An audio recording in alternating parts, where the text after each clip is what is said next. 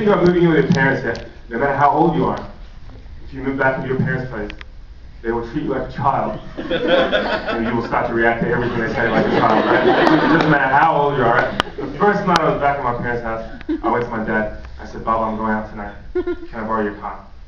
My dad didn't blink, didn't skip a beat. I said, can you borrow the car? Yeah, sure, that's fine, but did you clean your room? I was like, is he serious? I'm 28 years old. I am 28 years old. I am a man. He's a man. We need to start relating to each other like men. I'm going to address this. I'm going to say something. So I did. I said, you never let me do anything! I went to my room and I cried into my pillow. I was going to write my journal, but I was too angry, so I just tore the pages out. Because I wish I'd never been born. I think sometimes I think like my dad's disappointed in me. I'm not sure why. Like maybe because like I went to law school for 6 years, and then after that I became like a comedian. I never asked him directly, but sometimes like when I used to live there, one day I came into my room and my dad was waiting for me. He was sitting on the bed, and he said, "Hi, Amr. Look, I don't want to take too much of your time, but I just want to ask you some things." I was like, "Yeah, sure."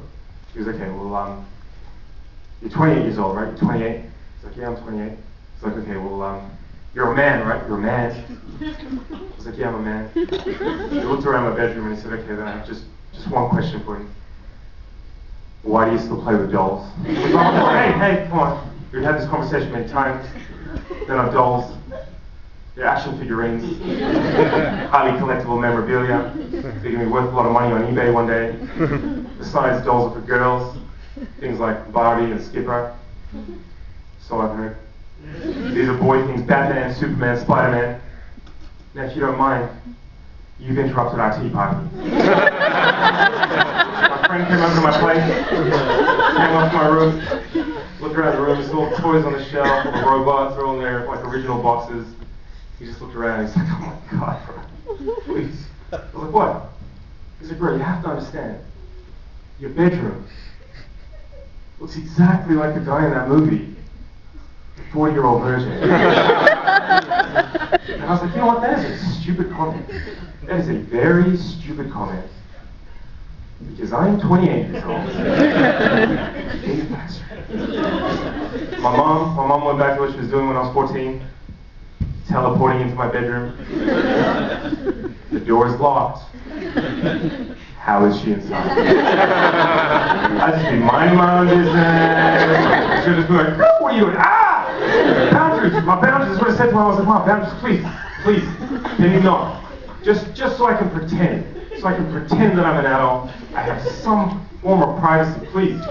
Just not before you come into my room." My mom got very angry, got very upset, very offended, very passive aggressive. She's like, "Oh, sure. Yeah, I can knock on a door of a room in my own house, like a servant." So then she did start knocking, but she would knock and open the door at the same time, like, "Hey, what's going on here?" Like a SWAT team. We do make a lot of fun of Australia in the show, and I think a lot of people think that we don't like Australia. But Nazim and I do like Australia. We love Australia.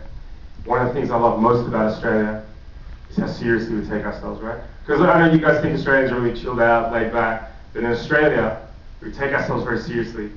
We believe in ourselves.